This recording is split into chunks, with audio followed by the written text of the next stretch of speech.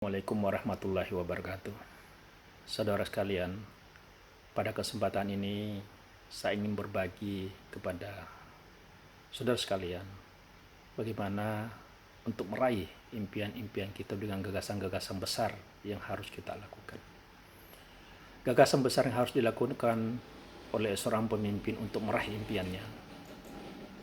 Kita lihat bahwa selama ini kita terbelenggu kepada dua kata, yaitu sukses dan gagal. Apa sih yang membedakan antara orang sukses dan orang gagal itu? Orang sukses biasanya selalu menjadi bagian dari solusi. Sementara orang gagal, mereka menjadi bagian dari penyebab masalah itu. Orang sukses selalu mau belajar.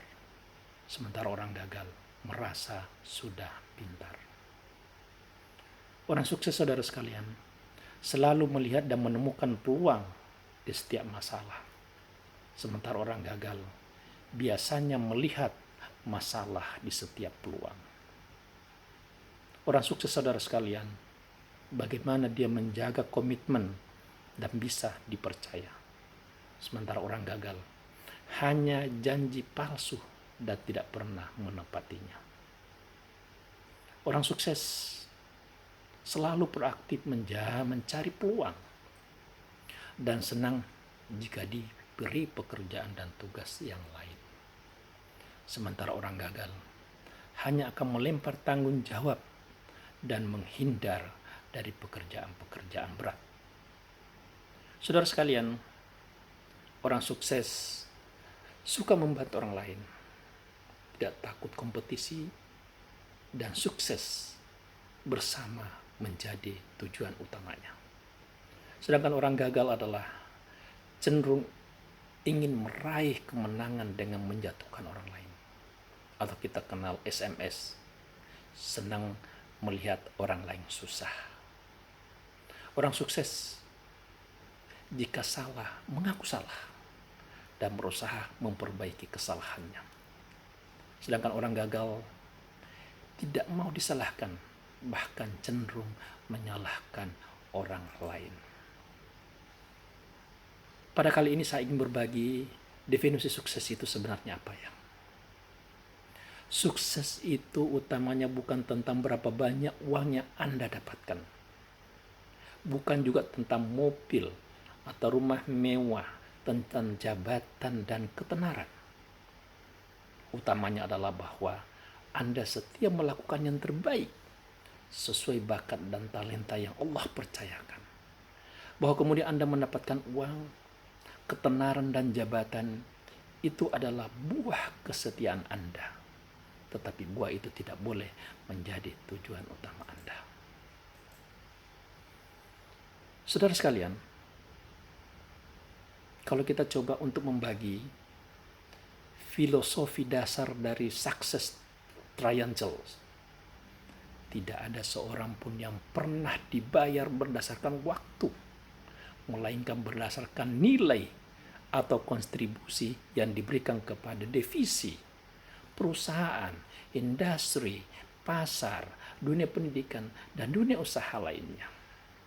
Kalau kita lihat bahwa ada 3 poin filosofi dasar success triangles. Yang pertama adalah motivation. Yang kedua adalah teamwork. Yang ketiga adalah influence. Motivation, yang pertama adalah personal mastery. Apa itu personal mastery? Kemampuan mengenal, mengelola, dan mengarahkan diri sendiri. Ya, kemampuan kita mengelola, mengenal, dan mengarahkan diri sendiri dinamakan personal mastery. Itu adalah motivasi. Yang kedua adalah teamwork atau interpersonal mastery. Apa yang dimaksud ini adalah kemampuan memulai dengan membangun hubungan yang baik dengan orang lain, relationship.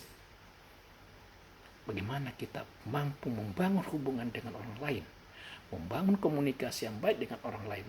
Jadi adalah bagaimana kita membangun teamwork, dinamakan interpersonal mastery.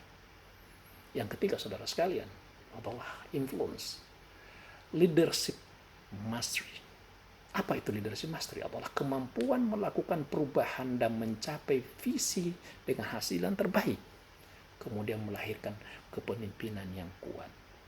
Inilah filosofi dasar success triangle. Saudara sekalian, kita sebagai seorang pemimpin, sebagai pemimpin di dalam kehidupan kita, pemimpin terkecil, pemimpin terbesar, ada hal yang harus kita lakukan. Jadilah yang mencerdaskan. Saudara sekalian, suatu waktu seorang pangeran di sebuah kerajaan ingin dilukis dirinya oleh sang pelukis terkenal di negeri itu. Akhirnya diundanglah 3 pelukis terkenal di negeri itu untuk melukis sang pangeran. Kebetulan sang pangeran tidak adalah yang kebetulan matanya buta sebelah. Sang pelukis pertama melukis sang pangeran dengan lukisan yang melukis sang pangeran itu dengan mata keduanya normal. Diserahkanlah lukisan oleh pelukis pertama kepada sang pangeran. Oleh sang pangeran dilihat lukisannya, dia sangat gembira. Wah, ternyata dia sangat ganteng sekali. Setelah itu apa yang terjadi, saudara sekalian? Setelah melihat dirinya bahwa sesungguhnya sang pangeran ini buta sebelah matanya, apa yang terjadi? Dia sangat marah besar dan menghukum sang pelukis yang pertama tadi dengan katanya bahwa kamu sudah membohongi saya. Sebenarnya saya matanya buta sebelah, tetapi kamu mengatakan saya dalam keadaan normal. Dihukumlah sang pelukis pertama. Saudara sekalian, berikutnya pelukis nomor 2 menyodorkan hasil lukisannya kepada sang pangeran. Apa yang dia lakukan? Oleh sang pelukis yang kedua, mereka melukis sang pangeran dengan apa adanya. Dengan mata sebelah sang pangeran dalam keadaan buta. Disedahkanlah lukisan itu kepada sang pangeran. Apa reaksi dari sang pangeran? Mereka marah besar karena melihat dirinya dilukis dalam keadaan jelek. Dia mengatakan bahwa saya jelek, foto ini tidak bagus. Maka dihukumlah sang pelukis yang kedua oleh sang pangeran tadi. Kemudian datanglah pelukis yang ketiga. Pelukis yang ketiga ini dia melukis sang pangeran dengan posisi sedang memanah, sedang membidik burung melalui anak panahnya. Yang di pelukis yang ketiga ini, dia sangat bijak dalam melukis foto pangeran. Dia tidak mendustai pangeran, tetapi dia dengan cara yang bijak. Tetap mata sang pangeran tertutup sebelah, bahwa memang pangeran dalam keadaan buta sebelah, tetapi dia sedang membidik burung melalui anak panahnya. Apa hikmah yang kita bisa petik dalam kesempatan ini? Bahwa di dalam hidup kita ini terkadang harus pandai kita